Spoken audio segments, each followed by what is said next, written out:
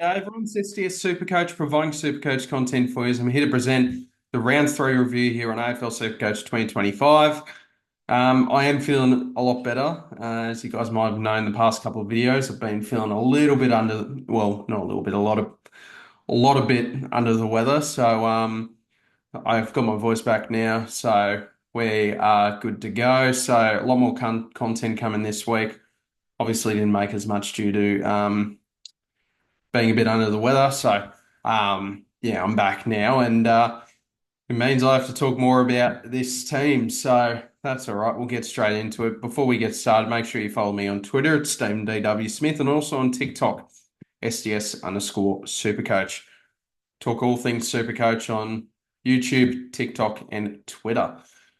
Let's get into it. So, yeah, quite obvious. Another disappointing round this week. 1,867.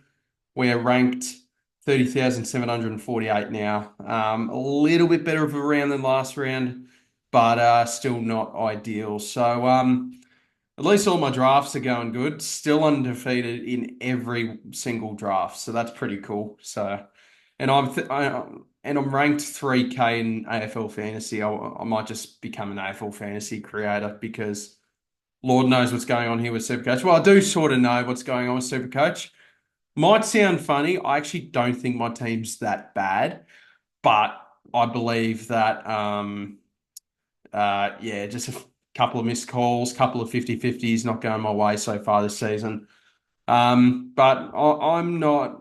The main problem that I had last year was I panicked. I panicked, and I'm trying to be a lot more calm this season, being a lot more measured in my thought process on the team. So look, 30K is not great, but it's still round three. I personally think this team was not built for best 18 whatsoever. This team was certainly more built for best 22. So I do think best 18 is taking into account for my rank a fair bit here. Also, the Matt Flynn R2 decision there hasn't quite turned out the way we would have liked. But I still think there's some positives with the team. Obviously, a couple of 50-50 decisions not going the way I would have liked it to, but I still have faith that I can climb back and get a respectable rank this year. So I'm not panicking just yet. I said to myself, I thought I'd be a lot more calm this season, but I think Supercoach this round, they did everything in their matter, any possible thing to annoy me this week. And I'm also a lot more mellow because Hawthorn are just flying. We're flying. We now got the bye. So I'm very happy with that. Let's get into the team. Harry Sheezel, 89 now. So this is quite obvious. This has been a disastrous starting pick. I just don't think some rumors on playing through injury. I don't know about that, but you almost have to put that into question. He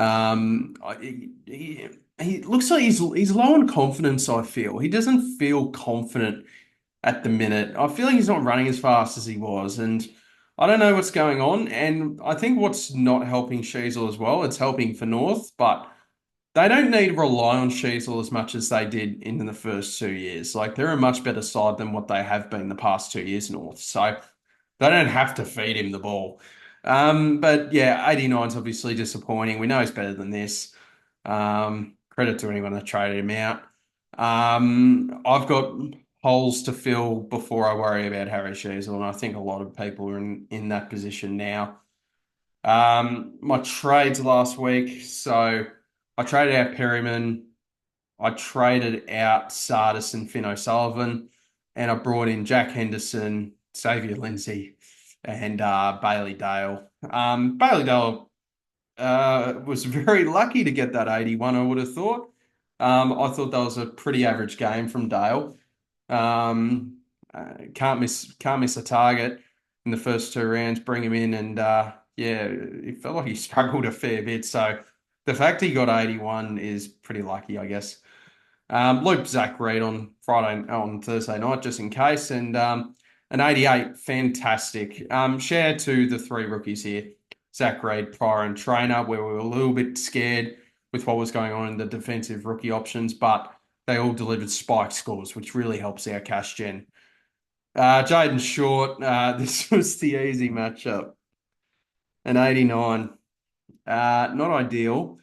Um, yeah, just I think there's just so many variables in that Richmond backline where we got reeled in that he was going to be the main guy, and that just hasn't transpired. So he's not bleeding cash. He's not going up in cash. He he's just stagnant there for the time being. I want to try to upgrade around him or look at guys like Callum Mills and Tom Stewart, maybe side swap them, get a bit of money in. But yeah, obviously not ideal. 89, price at 82, going 81 overall. So that's honestly not horrendous. Like the fact he's priced at 82 and he's going 81 playing this bad. So guess there's a bright side to it. But yeah, look, we'll correct that when need be. Bo Allen's just not playing. This is why you just straight captain your best option in round one, so you don't start this. Who would I have started actually? It would have been Patton. It would have been Patton, which then I would have swapped to buy, so that's sick. Andy Brayshaw is my backup captain option if McRae failed. 131, you take that to the bank. I think he's been good this year. I think he's been good, so I'm happy with the pick. Had the Eagles. He's got the Dogs that are a bit injury riddled. Then he's got Richmond. Um, and then he's got Melbourne. So part of the reason of why I wanted to start a Fremantle midfielder is because of their early start, and I've really liked their early start. So happy to have Brayshaw in. 131. Strong's dropping a bit of money. Brayshaw's holding up fairly well. What's his break even? 111. Yeah, okay. Connor Rozee was obviously disappointing. Scored a 64. I believe he actually fell out of my score. One thing I noticed this round, I had a lot of good scores on field. They just weren't high scores besides a few. So Rozee 64. Yeah, is this a concern with Butters coming back soon? I mean, maybe he avoids the tag. I mean, I'm just holding him. It is what it is. 64. Bad game against the Bombers. 22 touches, but just didn't really do much. This 50-50 decision between Petrarca and Dawson has turned out to be a nightmare for me. So, yeah, I chose Petrarca over Dawson. I can't believe that. I don't know. You live and you learn. 80. I actually think he looks all right. It's just the role over the past two rounds has just not been good. We knew he would play forward, but I think they need him forward. I think Melbourne would love two Petrarcas instead of one. So um, the redeeming factor is if he gets DPP in the forward line. If not, oof, awful. Adam Chera looks good, 98. He's solid as a rock. 440K we paid for him, so that's good. Clayton Oliver I thought was good, but just the cleanliness wasn't there for him against the Suns. Um, we'll talk about captain options a bit later. Levi Ashcroft, 36. Didn't see a second of Brisbane and Geelong, seeing the Hawks, watching the Hawks instead. 36 is what it is, tough conditions. Now this hurts, and we've all had the sob story, had to deal with the sob story of Xavier Lindsay, but yeah, 9 points just, yeah, it's a real shame with the injury. Very thankful for Xavier Lindsay and the Melbourne Footy Club that it wasn't a serious knee injury. It was just seems to be a 1 to 2 week or 0 week medial strain. Now, they're talking about him actually being a chance for Friday. I don't think he'll play. I don't think he'll play. It sounds like he could be back for gather round. So if it's just a 1 week injury, I'm happy to hold. The main concern was if it was going to be longer term. So it's just, I guess it's better to happen in best 18. It's just, yeah, I'm very happy that the kid didn't do anything serious. Obviously, the most traded in player in SuperCoach. Mitch Nevitt, 20, was sub Wait, sorry. Hang on. My team wasn't like this. Um, yeah, sorry, I had Caleb Daniel here. 116 is I mean, what a value pick this guy's been. There's not much that needs to be said. Halfback role on North Melbourne, you're going to cook unless you name Zach Fisher. Mitch Nevitt, 20, so he was sub. Bloody Chris Scott, man. That's yeah. If he's sub again, then we talk a bit, then we give it some thought on whether we move off or not. If he's sub again on Friday night. Henderson, we just hope he stays in the side, 43, paid 99K. You just hope he can stay in the team, of course. Camporeale will correct this week if he isn't named against the Pies. 113 K rookie because there's obviously a couple of fair few options this week. So we move into the rest of the team. Tom DeConning, 133. I don't know why I didn't vice captain him. I vice captained him against Meek, but not Tim English.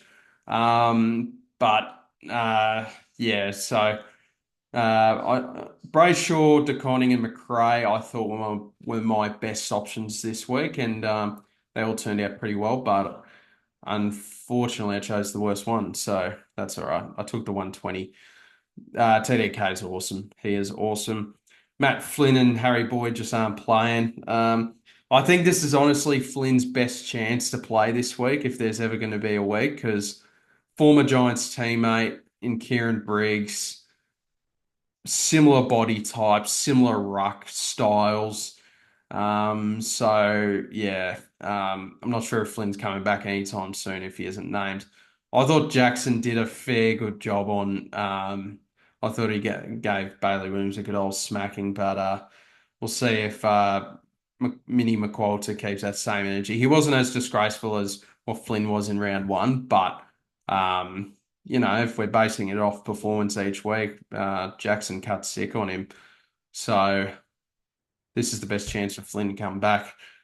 Boyd, I think he's just stuck there. If you went Archer Reed ahead of him, fair credit because that was the better pick with Ruck DPP, and he's making money. One of the few things I got right was Isaac Rankin. Thank God I started him. He's been an absolute superstar. 69% CBAs. Just the talk over preseason of wanting him to be around the ball a lot more, even if that doesn't result in the stat sheet as CBAs per se and whatnot. Very happy with Isaac Rankin. Very happy. Yeah, he's probably the 31st problem in the team all up. The horny one really struggled. 82 again.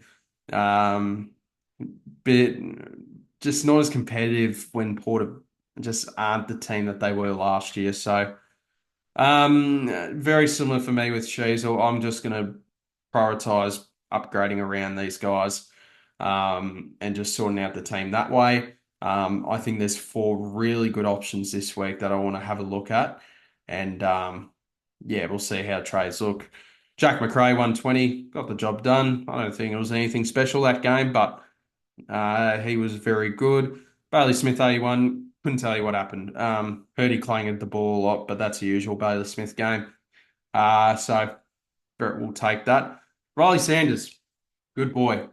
88. Thank you. All I wanted you to do this week is hit your break even, and you smashed it, mate. 88. Beautiful. This was easily the best I've seen from Sanders this season. Around the ball a lot, started very slow, picked it up. Second, third quarters, he was fantastic. He's quite the handball merchant, which is why he I don't know, his score wasn't as high. Like, I guess I just found it baffling that Sanders and Dale's game was 7 point differential. I thought Sanders was much better than Dale, but can't get everything. So Sanders was good. 88. He's looking better each week, which is a sign, but I'm still probably going to trade him. Not this week, but I need his money with Flynn's money to turn into Gorn. Elijah Hewitt. So yeah, I'll tell you about this debacle. We'll talk about Stone O'Driscoll first. O'Driscoll 104, probably rookie of the year. He looks unbelievable. So yeah, he's a real standout rookie this season. And Connor Stone 46. All right. Very slow burn. Um, Now let's talk about this. So I would say 2 hours before the Dogs and Blues game on Friday, I had Davidson in at F6. I had Nevitt, sorry, and I had Lindsay and Nevitt on the bench. But I wanted to prioritize getting uh, Lindsay on field ahead of Davidson. I thought Lindsay would be a better scorer than Davidson. And yeah, this was very frustrating. Davidson went 129. I was sort of hoping Bailey Smith would be a laid out so I could get Davidson score on field. Um, and then, yeah, just the triple whammy of Lindsay getting a nine, then and being out, unfortunately. Then Mitch Nevitt was named sub. Yeah, cheers. Of course, this happens. And then Hewitt was named sub, so that was annoying. Hewitt looked good actually in the last quarter, by the way, so I think he'll stay in the side, even though his cash gen will stagnate a little bit. Same with some of these other guys. I don't think we asked for much in SuperCoach. I think the one thing we're all begging for is this sub rule out. It does my head in. I'd rather watch players with getting 58% time on ground than being named sub. So. What do we do for trades now? A massive conundrum for me, in my eyes, is there's four fantastic options I want to bring into my team now. Rolly Bice, Christian Moraes, Ryan Marich, and Humpty Dumpty Bailey Humphrey. The only problem is we've only got three trades each week maximum if we've got any boosts left. So that gives me the really annoying situation of having to miss one of them. And I don't want to miss any of them. I think all four are brilliant options. So I will be boosting this week because I think all four are irresistibly good to have a crack at. But I'm going to have to make the tough decision to either skip one or get one the following week, and it isn't as nice. So let's talk about it. So Lindsay, with the Lindsay news, this has actually made it a little bit harder to decide who to move off. I'm not going to lie. I mean, the easy one's Sanders, probably, and just having a lot of money banked. Who have they got? They got Freo. So if Camporeale doesn't get named, this is an easy decision. If Mitch Nevitt is named sub again, then I will move on. I actually mildly regret getting rid of Sardis because the news coming out ever since trading him has it's been very positive. So maybe I was a bit reactionary there. I don't know who else to have traded out though. We got the glaring obvious thing of Flynn R2 that I need to eventually correct, but I'm not doing it just yet. Um, because I'm waiting for Gorn next week. Gorn's the target. If like 570k really doesn't interest me in using up a lot of money, then I might go Briggs instead. But yeah, I really want Gorn or Briggs next week. The following week, it's back to best 22. So this is when we need to fix it. But for now, it's still fine. So Camporeale, I think Bo Allen, man, like I'll trade into him if I have to. And then it might be, so originally it was going to be Lindsay, but with the news today, might mean Sanders. Might be Sanders. That gives me 811k to get in Bice. Sorry, Bice. Um, Moraes. Then also one of Marich or Humpty Dumpty.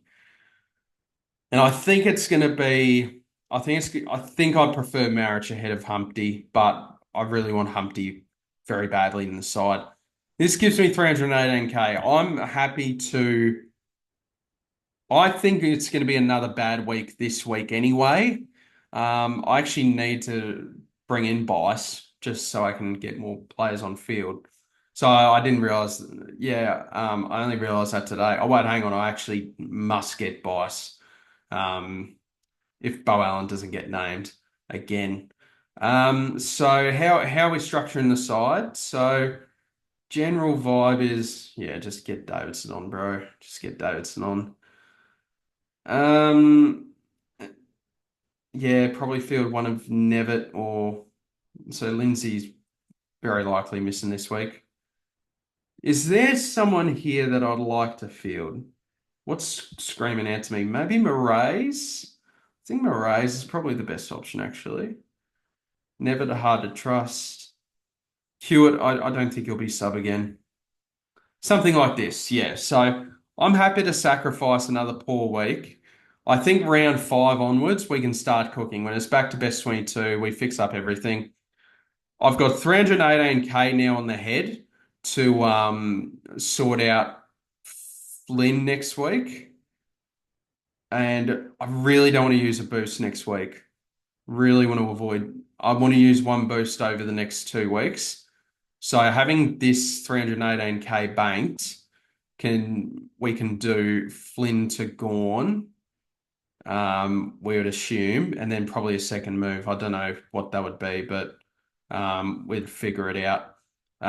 So yeah, it's probably a side like this. So let me know what you guys think on. So I think I have to pick Bice this week, and I got to miss one of Murray's Humpty Dumpty or Marriage. Maybe get the other the following week. I don't know. Not sure just yet. Let's talk about vice captain and captain. Vice captain, I'm thinking. So another thing I'm concerned about this week. Really not a fan of the vice captain and captain options in my side this week. Certainly a week I'm going to need to listen to Pig Mentality and the third man up on some options here because other than TDK against Darcy Cameron, I'm really struggling. Like I've got no idea. Um, Dale against Freo, that doesn't feel amazing. Sheasel, I don't think we can go with him at this stage. Roberts against North, gee, I don't know. Brayshaw against the Dogs, maybe like that's probably extremely safe. That is probably just safe as houses. 105 to 110 score. Rosie with Windhagen, no. Petrarca, no way. Chera, that's just a bit. I mean, it's got Tom DeConning anyway. Clayton Oliver, I don't hate if Mark O'Connor isn't named. Like, I actually don't think this is awful. Rankin against Gold Coast, not a massive fan. Can't pick on Francis. I'm worried Jack McRae's going to get Willem Drood. Could go Baz, but that's just a bit too mad. So yeah, general vibe is TDK. I think I'm lowering my VC score take to about 115, I think, this week because I don't really like many other options outside of Tom DeConning. So I think it's like this for now. I'll just stick it on Brayshaw for now. That's probably just super safe, you would hope. Yeah, that is the team. Um, let's really quickly check the leagues. So I'm obviously losing a bunch of leagues here. Um, let's have a look at the SDS Super League. Just lost. Bastard. Shout out to Ollie. Yep, so we're looking good here. 149 ranked league. We got quite a we have got 8 guys inside the top 10K. Shout out to yous. You guys are doing fantastic. No, that league's going good. The SDS Super League 2 is 56th, so it's going a lot better than the original SDS Super League. So that's cool. How are the ranks looking? Tristan 861, shout out to him. Whoa, Zane. What a round. I love it. Well done. Yeah, this is some good stuff here. Yeah, this league is flying. And then you've got me. That okay, cool. So yeah, that's some of the leagues there. I don't think there's much else I really need to say here. Looking to turn it around. A lot more content coming this week now that I'm back to normal. Well, nearly normal. I want to do a Ryan Marriage versus Bailey Humphrey video and just break it down. I might even invite a couple of people on the channel so we can discuss that specific topic. Jump on, jump off back on my channel and keep an eye out on Thursday. I think we're sorting out Throwdown Thursdays. We're organising a little bit better this week. Thanks to Damo's genius on the live stream wanting to be a radio, like a radio show, and we've found a way to we found a couple of things on um how to get people to call in and all that sort of stuff, join the stream, all that. So thank you guys so much for watching, and we'll see you in the next video. Cheers, guys. Have a good one.